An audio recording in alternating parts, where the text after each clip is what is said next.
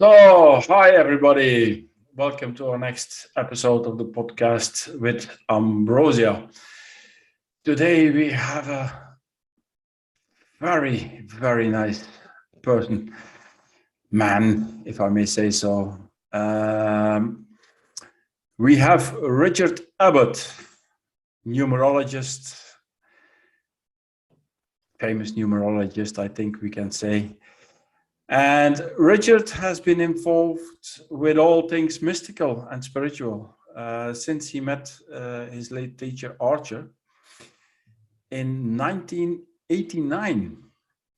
He has written 11 books on such topics as numerology and tarot, and his latest, Soul Strong, lays out methods to help you safely accelerate your soul evolution.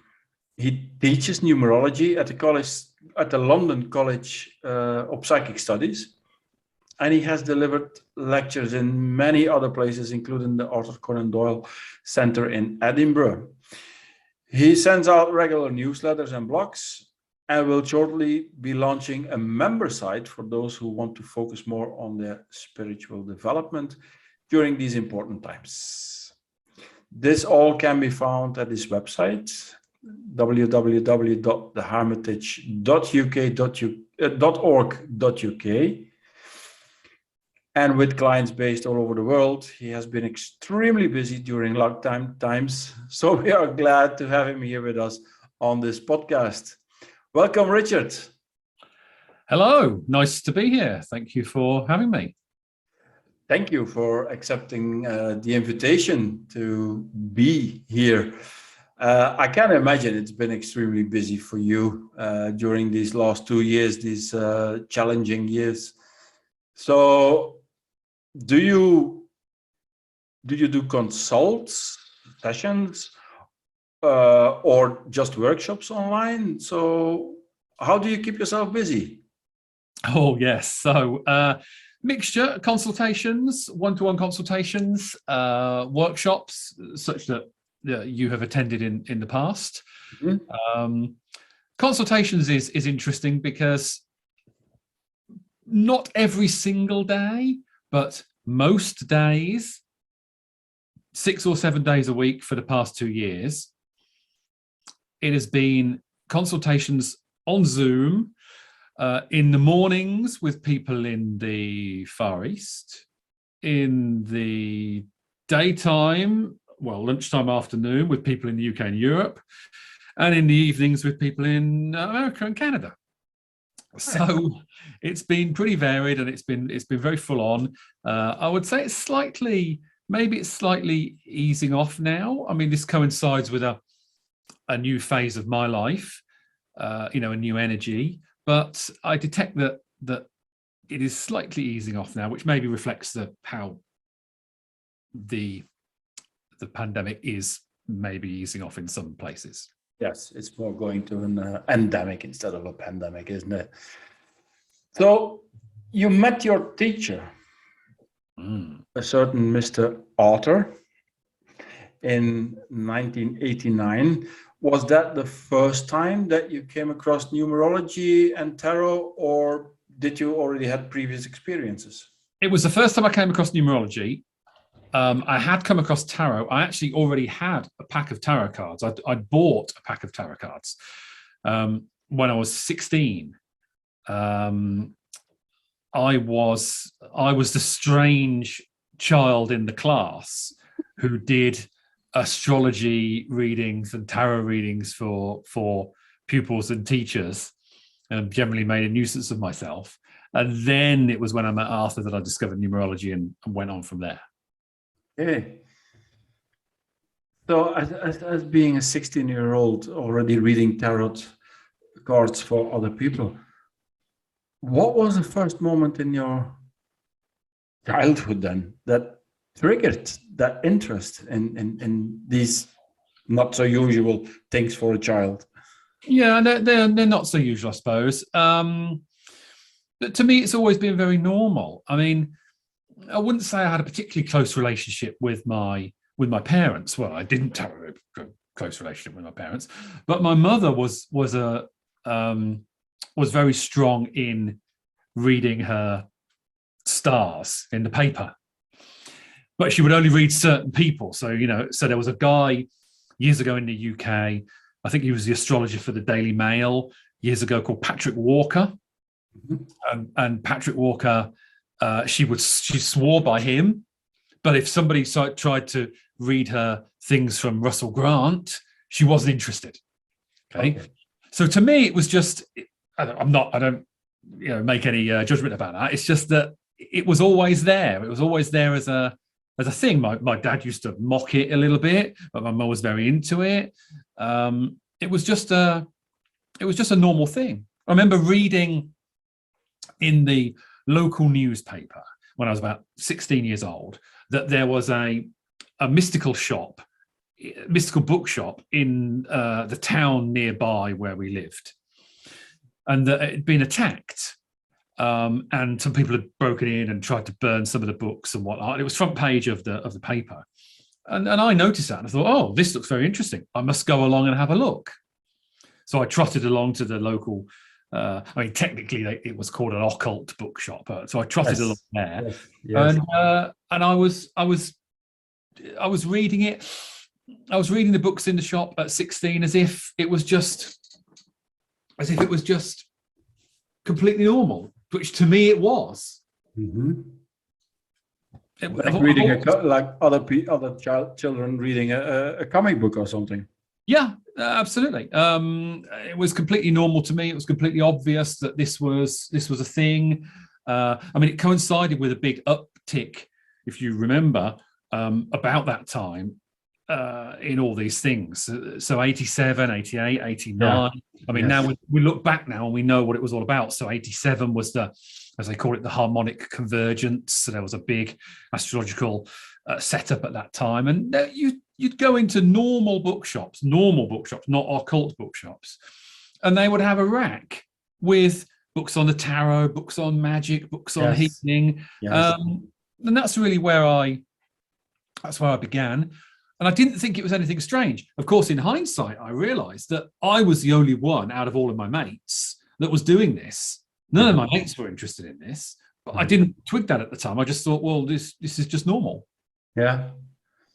In the meantime, you wrote 11 books. But I think our listeners and viewers, I think they tuned in to get one question answered. What can you do with numerology? Oh, you could do everything with numerology. You could do all sorts of wonderful things. The most popular way of self-knowledge nowadays is often deemed to be astrology. And astrology is very interesting. And that's how I began. That's how I began learning and studying astrology. I still do a little bit of it. But to me, numerology is easier to learn. And I'm quoting another astrologer here. It's more fundamental. It speaks about more fundamental truths about the world, about your life, about what you're doing, where you're going, about your personality. It can be used for prediction, for divination. It can be used to, and some people do use it to pick lottery numbers or, get the best house number to live in. In the Far East, they use it to get the best phone number for your business and the best address for your business and all this kind of stuff. And that's all good. All of that is true. But really, it's a self-knowledge tool. That's what it's for. It's a self-knowledge tool, and it's the best self-knowledge tool that I have ever come across. Yeah, it's because you did this extended reading for me, and we had a chat about it. You explained it a bit more in depth, and I must say, when I was reading this, there were several things that I thought, like, yeah, I know that. Yeah, done that. Yeah, I'm doing that. But there were also aspects that I thought, like, gosh, I didn't know that. And it's not that you go into some kind of fortune telling, isn't it? So, to some extent, numerology done well, in fact, astrology done well also would apply to this. To some extent, it's going to tell you what you already know. But that is not a small thing, because when you hear back at yourself things that you already know, it's like it hammers the nail in more firmly into the wood. It makes what you already knew a stronger piece of knowledge. So it's not nothing to be told what you already know. It's a confirmation. But then also it can tell you things that you didn't quite know, or hadn't put in those terms before, or hadn't seen in that context before, or hadn't seen it quite in that way before, and that could be very useful. And it can also tell you things that you didn't even know things which would just blow your mind. Oh yeah, wow, I didn't know that, but wow. So it works on multiple levels. So do you use it on a regular basis just for yourself? That you think like, oh, I have this idea, I want to do something new, or I have this new book in my head, but not sure. Do you use it for yourself? Yeah, so the whole thing's been a journey. My working with numerology has been a journey all of those years since 1989. What's that, 33 years this year. And for quite a long time, people used to say to me, okay, this is very interesting, numerology, but you don't run your life by it, do you? They would say. You don't run your life by it, do you? And I would say, oh, no, of course I don't. But actually, in the last 10 years, I've said, well, actually, I do. I do run my life by it. So I regularly would. Well, I wouldn't know how to do otherwise. I would analyze everything that I would do and think and say and plan against the numbers in some way. Do you have an example on one thing, if our listeners are allowed to know that? Yeah, they're allowed to know if I can think of it, because I do it with everything. So it's hard to it's hard to pick an example, because I just it's just a reflex now. I just do it with everything all the time. It's an automatic thing that an automatic reflex or something. Yeah, it's become that. So it's hard to think of one particular instance. Maybe I'll try and think of one and say in a minute. Let's say, for instance, let's take a hypothetical example. Let's say you receive a letter. It's an invitation to come to, I don't know, let's say Europe, right? For doing a workshop or a teaching or whatever. Do you use the numerology to see, is this the right thing on my part? Is this something like that? 100%. I would look at the numerology of the person who was inviting me, and if that was compatible with mine. I'd look at the numerology of the organization that I would be attending, and whether that was compatible with mine. I'd look at the date that it was fixed for, whether that was a favorable date for me or not a favorable date. I'd then think about the travel dates which had to fit in with that, whether those would be harmonious dates. And I would form a picture from that. Now, important to say, this should not be taken to say that I am fatalistic, because I'm not fatalistic. What I'm reading when I'm reading the numbers is I'm reading the weather forecast. I'm wanting to know essentially whether it's going to rain or not, whether it's going to be cold, whether it's going to be warm, and then I would dress appropriately. So I might still go to something if the numerology of the person and me wasn't particularly favorable, and the date wasn't particularly favorable, and the travel dates weren't particularly good, or I might still go, because I might have another overarching reason to go, but I would go in the knowledge of what those dates and names might bring me. Yeah. And experience tells me that, I mean, it might not be 100%, because life can be surprising, but it's overwhelmingly 90% accurate. I in 90% of occasions, I will know what is coming. 10% no, but 90% yes. Well, that 10% is the surprise of life, and I think that's a great thing, that we are open to surprises. So, because sometimes I talk to people and they say like, oh, when the subject numerology comes up, and they say, oh yeah, it's very accurate. I know somebody, and sometimes he tells me, and you know what, astrology also and tarot, yeah. And it's good because then you can avoid things. They take it as a kind of real science, like what the numbers tell me, that is spot on, what I have to do. Do you think is that appropriate? Well, Because I always found that, like tarot, astrology, numerology, it's more of a guideline. so part of this is cultural, and I'm not endorsing this as saying that it should be like this, but I'm just saying that it is like this. There are different schools of approach to numerology and astrology, actually, different schools of thought. And you could broadly shake them down into Eastern and Western. It's a bit reductive, but you could broadly say so for example, there is Vedic astrology, Hindu astrology, and there's Vedic numerology. And then there's more Western, Pythagorean, Chaldean numerology and Western astrology. And the difference between the two, and this is, and I'm borrowing this from Indian astrologers and Indian numerologists that I know who have said this. The Vedic approach, the Indian approach, is much more fatalistic. It's much more, these are the numbers, these are the planets, this is the chart, and it means that this is going to happen and there's nothing you can do about it. So you can avoid it if it's bad, and you can take advantage of it if it's good, but you can't do anything else. There's nothing, you don't have any agency. Not, you have that much agency. The Western approach is much more that it is guidelines, that it's a weather forecast. It's about knowing whether it's raining, so you can choose whether to take your umbrella or not. With the Vedic approach is, well, you're going to get wet whatever happens.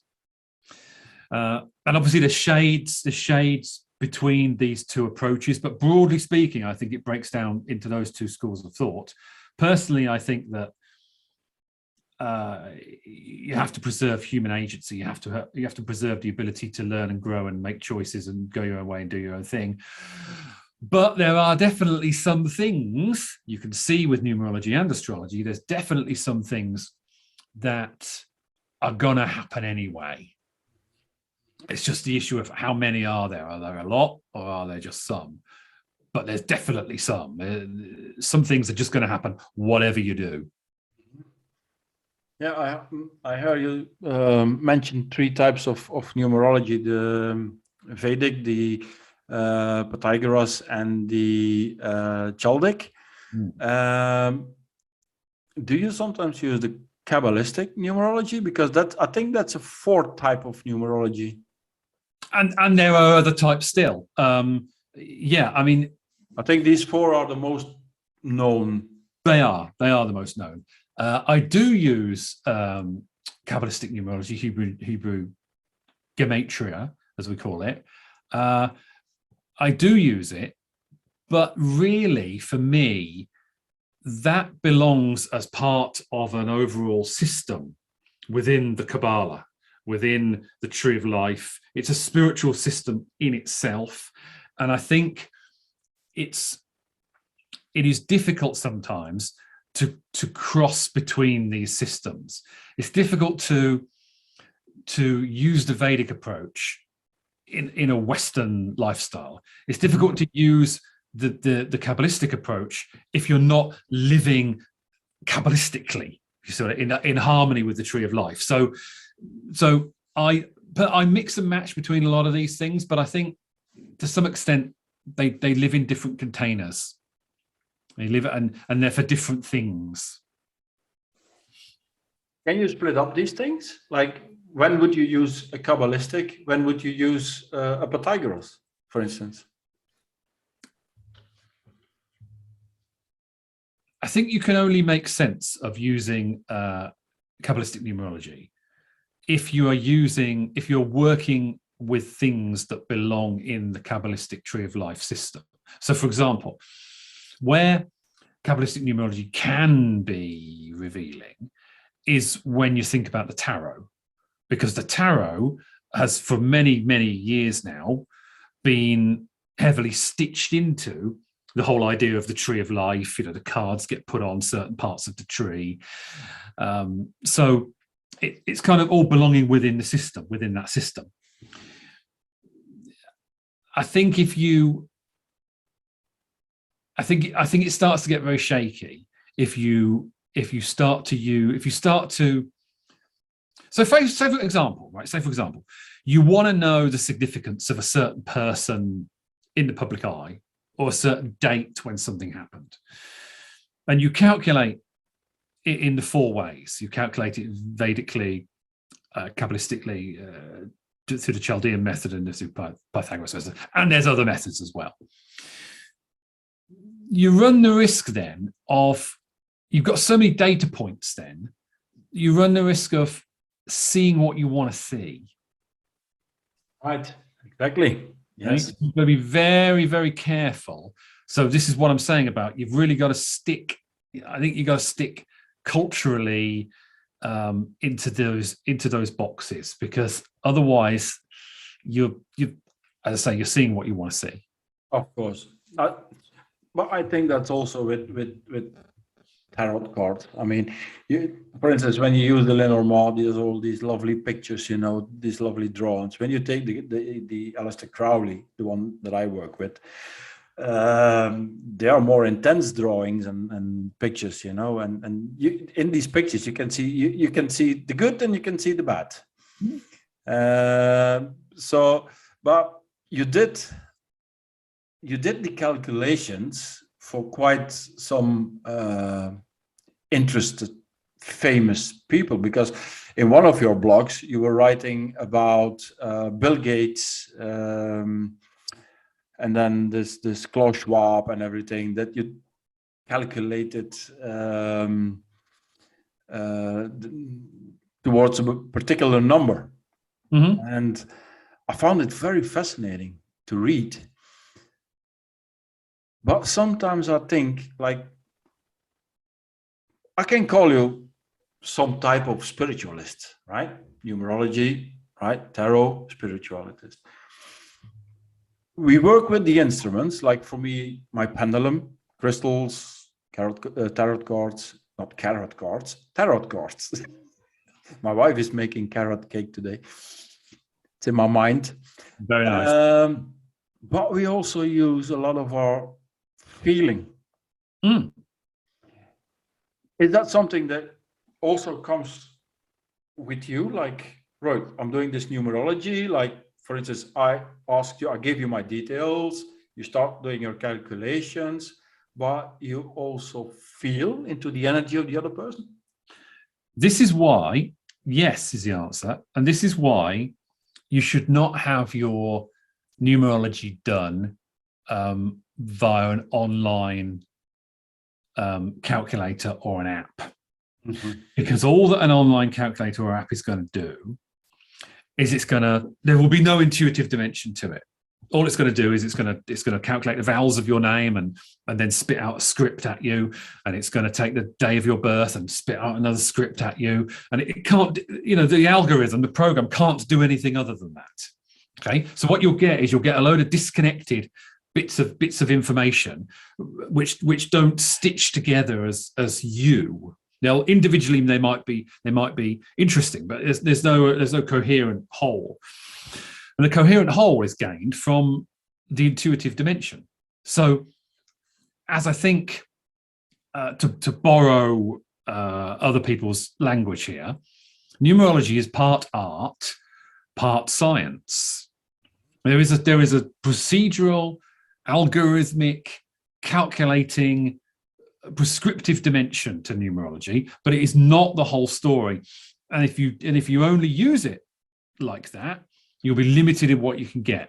There is at least 50% of it, and maybe you may argue more, at least 50% of it has an intuitive dimension where you read into and through and round and behind and back again the numbers. Mm-hmm.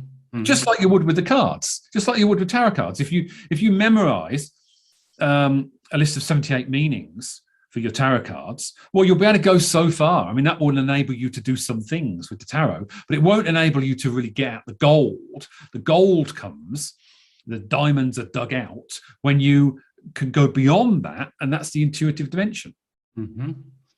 Because people can, on your website, apply for a small or big or bigger numerology description. So they can order online, they pay online, they send the details and everything. Do you think sometimes when you get the name, the date of birth, and you start calculating that, you think like, gosh, I really would like to see this person, like an online or whatever, so I can feel a bit more? Or sometimes, but I know what you mean, which is why in-person readings, face-to-face readings, are actually the best. But it is also possible, when you've been doing it long enough, I think an astrologer or tarot reader would say the same, when you've been doing it long enough, you don't need to see the person. You can, it's like the numbers or the planets or the cards act as the bridge between the two of you, and you, by reading the symbols, you can read the person. I mean, it takes a bit of practice to do that, I suppose, but you're not. So when people send these requests to me, I'm not sitting down producing a load of stuff out the back of a computer. I'm sitting down and feeling into and around the name and the numbers. So I could do that with the symbols, but if we can't do that with the symbols, then a person in front of you would be much better. Yes. Yeah, because I can imagine that if you do two readings, or numerologists, I'm sorry, I'm not English. Numerology reading. Yes. And you have two people who have, for instance, their life part is 8 and their destiny part is 5, and they have both the same numbers. You still have two different people. And the result, even the numbers are the same, plus minus, the result will be completely different for each of them. 100%, absolutely correct. But that's where we would take into other factors. So, for example, that's where we would take into account the name, because it might be that somebody has got two people have got the same date of birth, but they're not likely to have the same name. No. And that's then a big difference, because you say, okay, well, this person is say, life path number 8, and this person is life path number 8, but their name is dominated by 6, and their name is dominated by 4, and that suddenly they're both a pancake. One's got ice cream on top, one's got syrup on top. It's a very different experience. I like both. Ice cream, of course, and syrup. And quite right too. But they're very different. They're very different experiences. Yeah. Well, as I said, the numerology is extremely accurate. I'm not doing it myself. I practice a little bit. Shortly after the course I did with you, which was extremely interesting. But perhaps our listeners and viewers would like to know, who is the person Richard? Richard Abbot, I mean. He's somebody that has spent his life. Let's not talk in the third person. I've spent my life. You can do, no problem. I've spent my adult life and a good part of my childhood being what you would call a seeker. As in, I've always been interested in the answers. Answers to what? Anything that's right in front of me at any given time. That's what I've always followed. And then when I uncover one answer, it leads me to another question, which leads me to another answer, which leads me to a question, which leads me to another answer. So I'm a seeker. My old teacher used to call me a seeker after truth. So my destination is truth. You know, what is truth? Well, you know, it exists. It's hard to get at it sometimes, but the way it is what I would class as truth. That's been what I've been throughout my life. What am I now? It will sound corny. It will sound ridiculous, maybe. And I don't mean it in a religious fashion. I don't mean this in a religious way. But I endeavor to be a person of God. Mm-hmm. So I'm interested in what is the right course of action. What is the right way to be? What is the correct response that I should give at any given time in any given situation? And it might not be what I want to do. It might be something that is bigger than me, and I try to go with the thing that is bigger than me. Mm-hmm. So I serve, a cliche, I serve other people in that way. Yeah. Let's put it another way. I could have done something else with my life. I could have used my my skills and my talents. I could have used them in another way. And I could, I mean, it might not have worked out very well, but I could have used them to become rich and powerful and famous. And I could have done. But I chose not to a long time ago. I chose not to. And that choice really defined my life, I think, really. These three words that you mentioned, rich, powerful, and famous, right?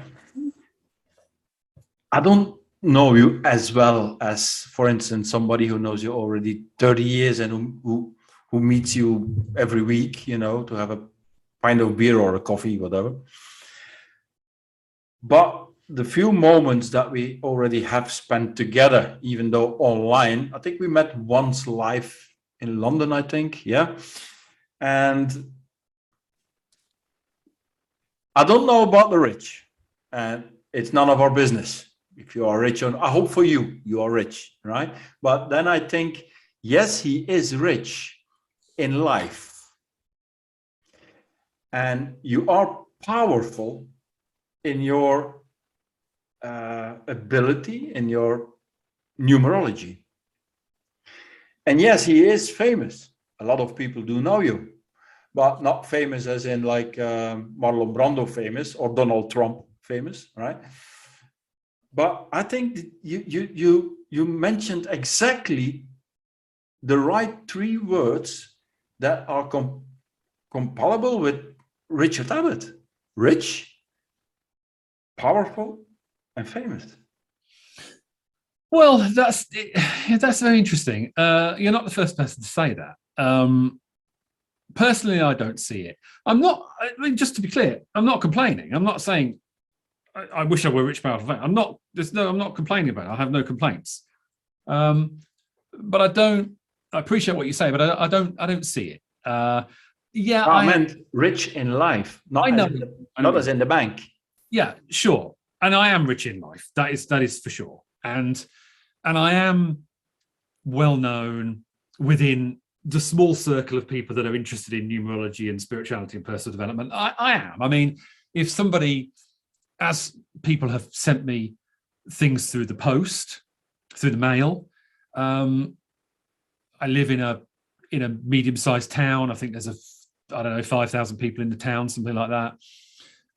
If it's got my name on it and the town, it'll find me. And maybe you couldn't say that for everybody. You know, maybe that would just get lost in the mail. But I have things all the time turn up with my name, the town. That's it. It gets here. So I'm moderately well known within the field that we're in. Yes, I'm rich in spirit. I'm rich in life. No doubt about it. I can't complain about that. But you know what I mean. I've. It's not the material I'm not interested in. It's the service to something higher is what I, a long time ago, decided that I would do with my life. And it's not been easy. It's not been straightforward. It continues to not be straightforward. But that's what I am. That's where I am. Yeah. And I think also that like every person, and surely people who are involved in deeper into the spirituality, that we all also have our downs, in life, where we think like, oh my God, oh my God. We have also our not so good days or even weeks. And I think that you had that too. Certain Oh, moments in your life where you were thinking like, oh my gosh, just leave it. oh yeah, more than moments. I mean, that's the thing actually that has kept me coming back to numerology all this time, because I remember I started with astrology. And I've tried lots of other things through the years, but the thing which has been consistent is numerology. And the reason it's been consistent is because, to me, it acts as a touchstone. It's an anchor. It's the most effective method of grounding, because it really does give you powerful insights into who you really are and what the purpose of your life is. And then you can stand on that ground. And even when the wind is blowing and the storm is raging in your life, which it will be, you're solid on that ground. And perhaps I have not always completely understood the value of that, because when you don't have that, you can't stand on the solid ground of an identity of who you are, of what you're here for. I mean, that's when life is difficult. If you're on solid ground, you can withstand anything. The wind might be strong, but you can withstand it. That's what's helped me to get through. Yeah. Yeah. Sometimes people, I see that sometimes around me, that people who are in a storm, and like you said, they feel they are not on solid ground. Sometimes they don't know that there is solid ground for them available.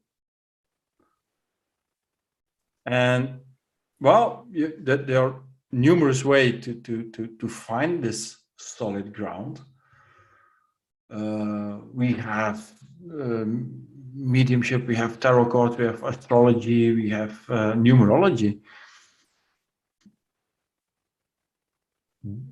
Do you sometimes feel, or even getting feedback from people like, right, I was in a swamp, but thanks to you and your numerology, I found my own little space of solid ground? Is that something that numerology, and by expansion, Richard Abbot and his numerology, can bring to people? Yeah, it can, and it does all the time. Though the interesting thing from my perspective is that, going back to something you said a few minutes ago, the solid ground that I give them, it might actually be telling them things that they already knew. Mm-hmm. So actually, they find their solid ground by being truer to themselves. And if you like, I just kind of stand there and give them permission to be themselves, which doesn't sound much, but actually, if you're in crisis, that can be everything. Mm-hmm. Mm-hmm.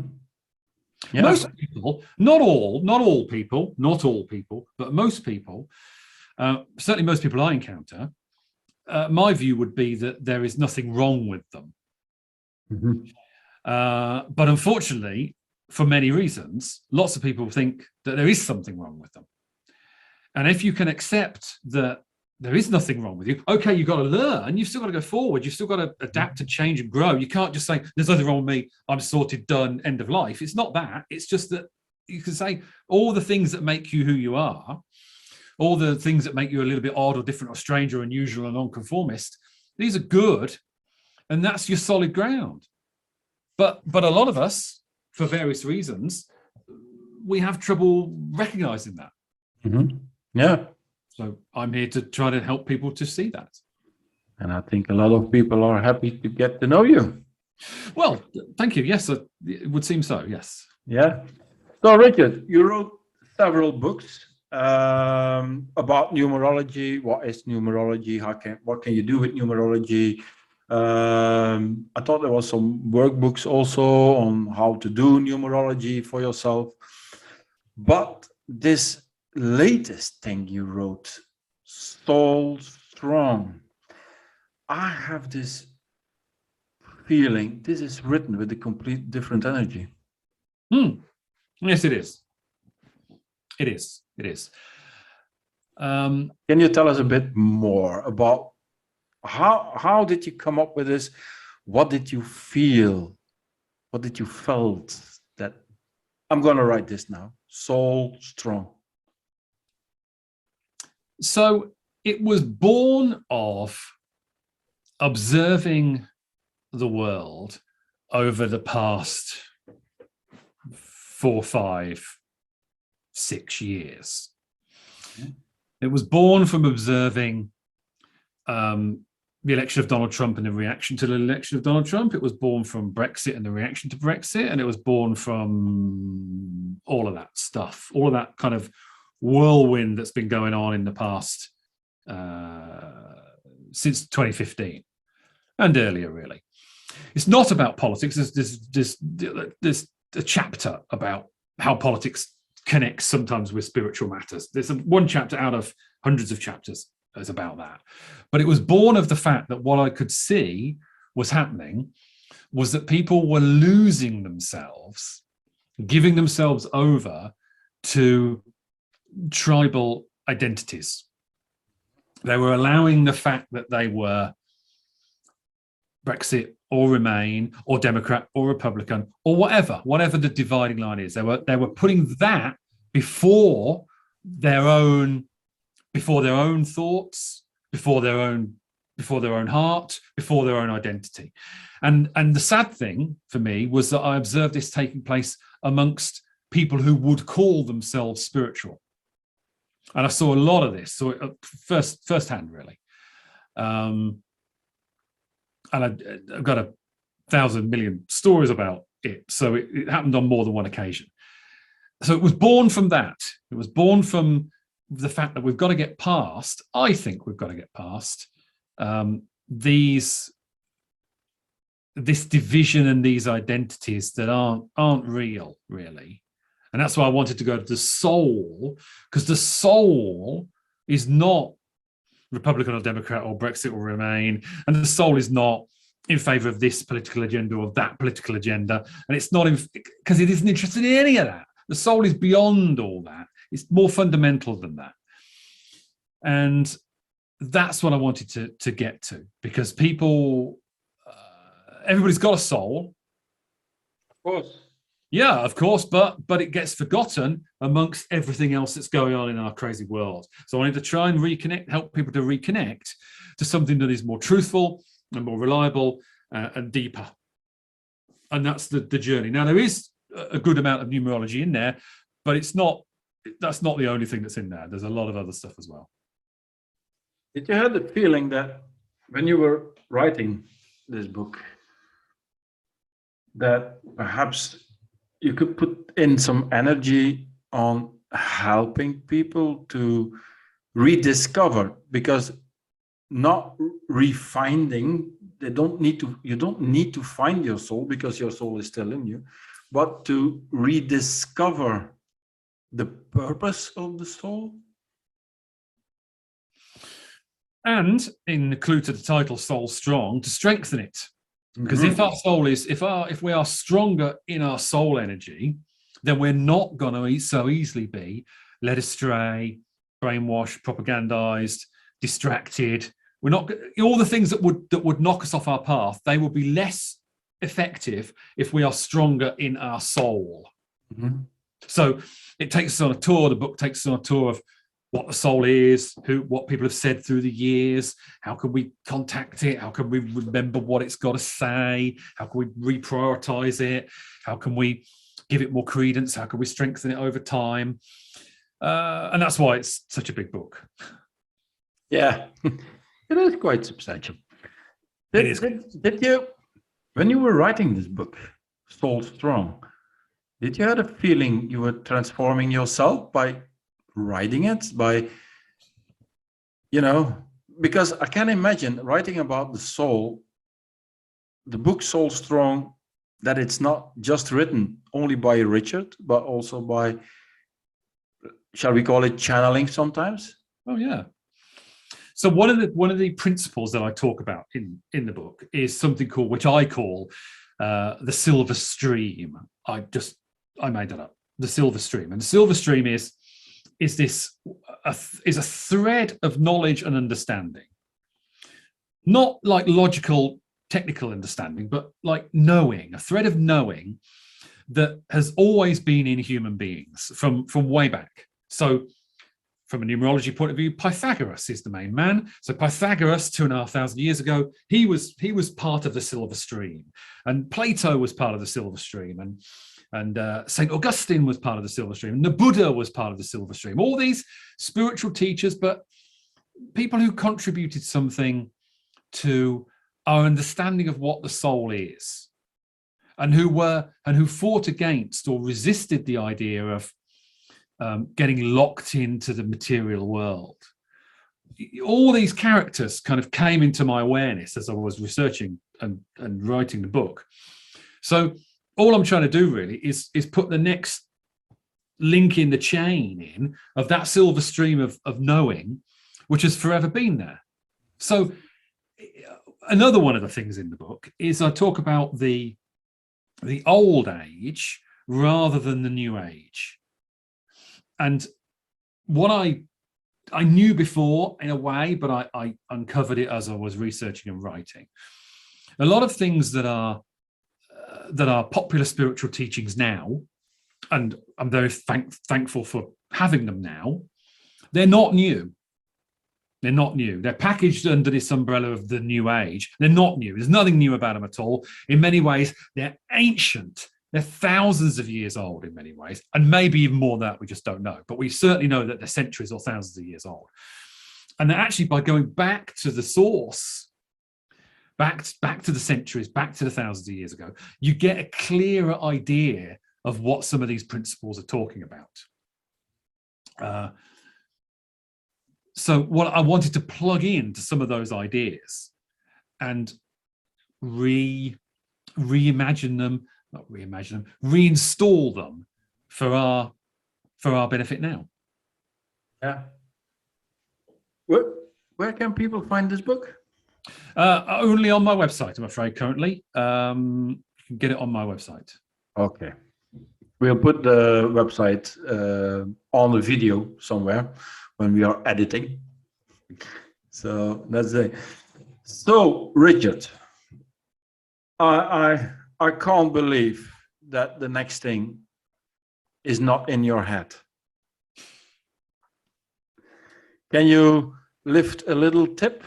There's two things in my head. Ultimately, there's got to be a Soul Strong Volume 2.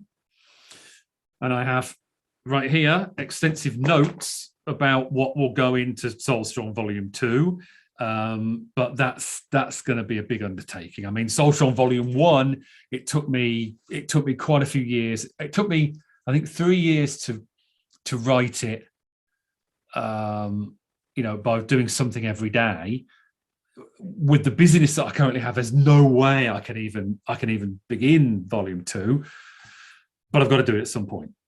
In the meantime, what I've been building and writing and getting ready to launch is a members hub on my website where people can join and we'll explore what's in Soul Strong Volume 1 and all the other things that surround it. We'll explore that in more depth, and we'll explore it on a journey together, monthly, weekly basis, however long, however many years it takes to do it. And I'm building that, and that's maybe within a few weeks' time I can release that to the world. Oh, that's exciting news. Yeah. How do they say breaking news? I suppose that is breaking news. Yes, there's still a lot more to do, so I'm hoping it will be a few more weeks. Yeah. I had this feeling that you were a man with a plan. Yes, well, yeah, sometimes too much of a plan, but then it all leads on to Soul Strong Volume 2, you see, and then there's something after that, but I haven't got a clear picture of it yet. Lovely.